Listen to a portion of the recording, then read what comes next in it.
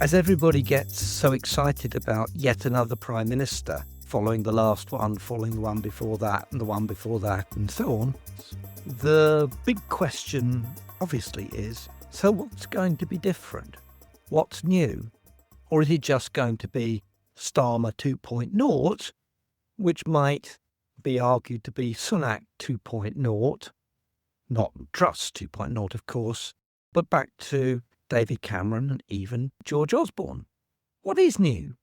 Well, the new buzzword in town, the new excitement is not that we're going to go all out for growth, be laser focused on economic growth. That's, I think, what Rachel Reeves and Keir Starmer were, and I think that's what Sunak was, and so on and so forth. That's not new.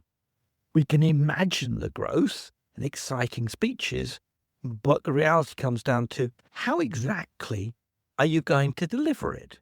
What new about what a Burnham government would do, which a Starmer-Reeves government wouldn't?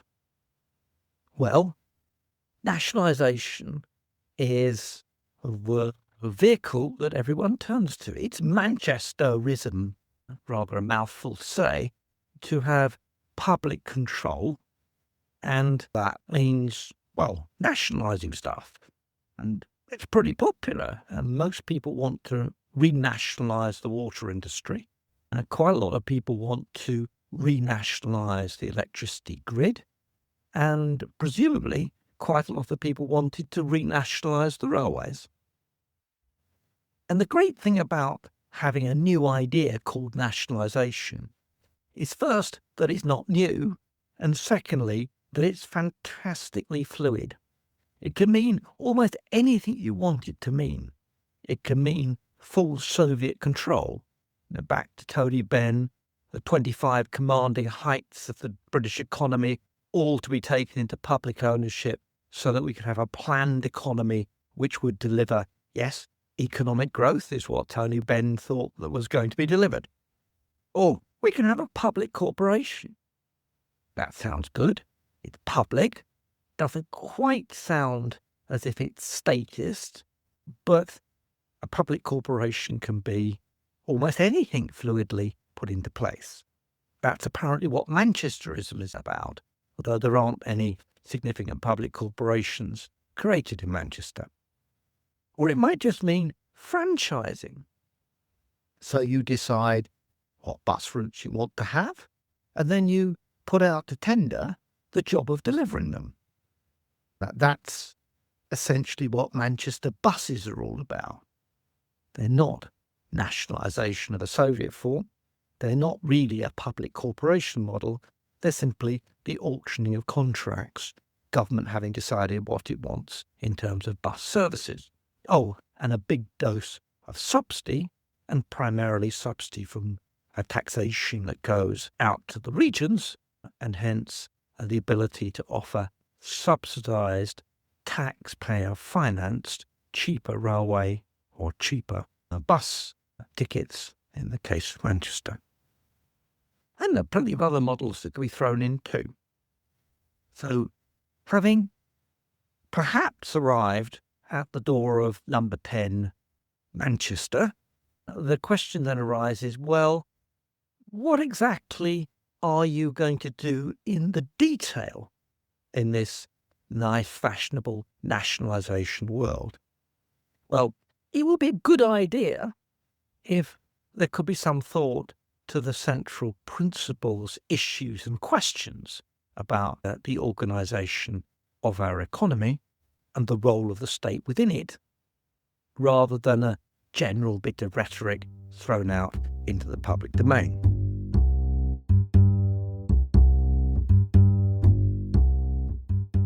The first question that anyone reasonably should ask is, why do you need to own something to control it? Might sound a somewhat odd question, but think about it. If you want to take back ownership, it must be because you feel that ownership would give you control that you don't currently have. But here's the oddity. If you look across the corporate sector, and the wider market economy, one of the most interesting things about developments actually since the 1980s, but accelerating more rapidly recently, is that it turns out that it's probably better not to own something if you want to control it. How could that be? Well, let me give you an example. Take Marks and Spencer's or Tesco's. You might want to control the quality of food and the production form and the quality of the detail in the presentation, etc., of the food stuff that's on the supermarket shelves. But they don't own farms. If you're Marks and Spencer's and you have a reputation for high quality clothing, you might think that they're going to get into the textile business and start owning clothes production companies. Absolutely not. Why not? Well, because the best way of ensuring that they really control what they want is to specify it in contracts and then have the option of saying, sorry, wasn't good enough, we're going elsewhere next time. And therefore to focus laser-like on the actual stuff that you want and how it's done, rather than have the problem of having to be in your own backyard and you having to take the detailed management job.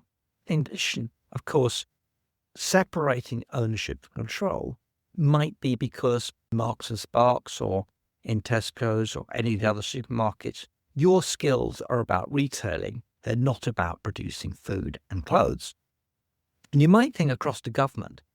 Governments might have skills in planning, in deciding what kind of utility systems they want, but they have no expertise or skill in building power stations, sewage works, water treatment works, or indeed even roads and indeed communications networks. No, they turn to specialist private companies to deliver those outcomes. So let's be careful. If you want to take back control, that doesn't mean you want to take back ownership. It might, but you have to explain why that's the case.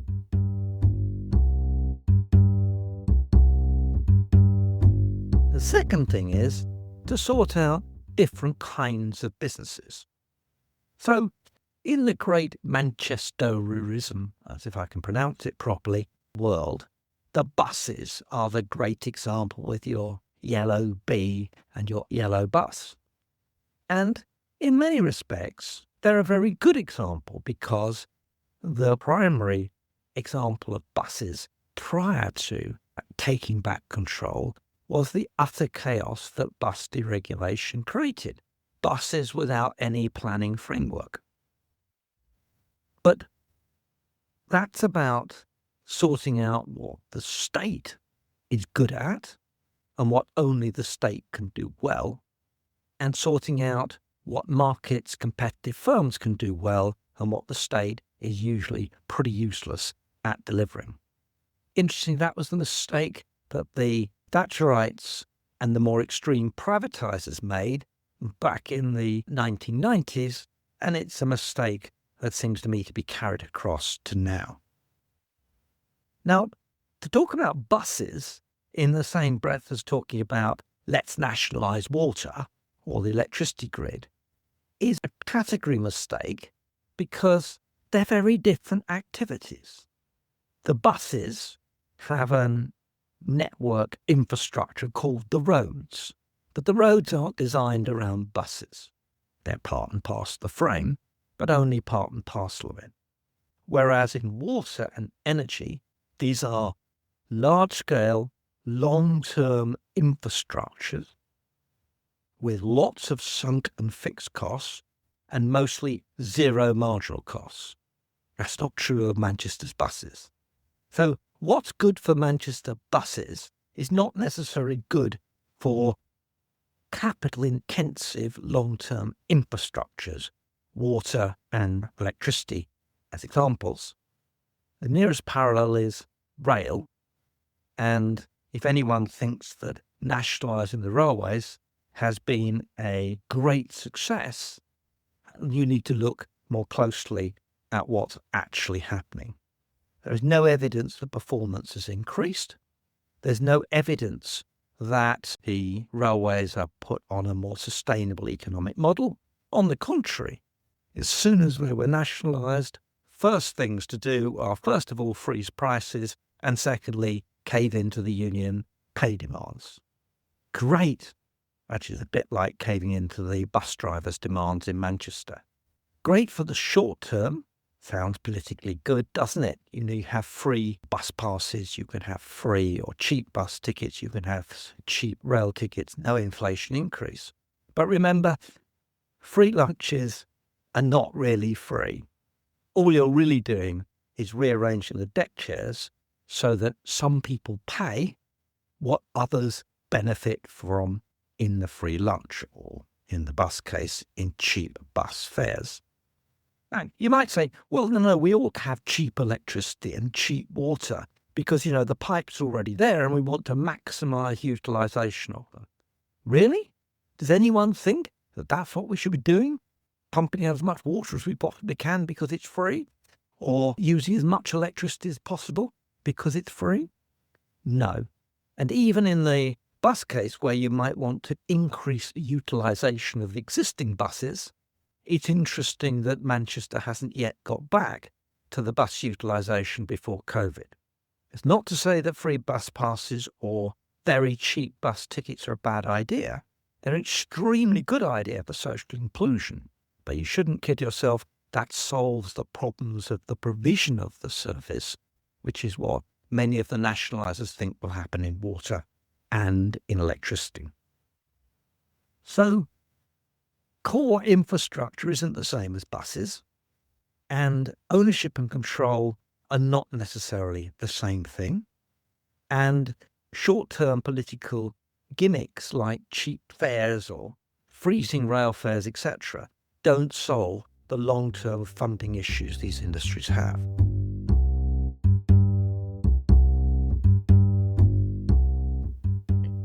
But then, is that an argument for staying with the status quo?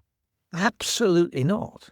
What's good about the nationalisation debate is that we're finally having a discussion about how best to organise these industries, looking to the future of very, very high capital expenditure.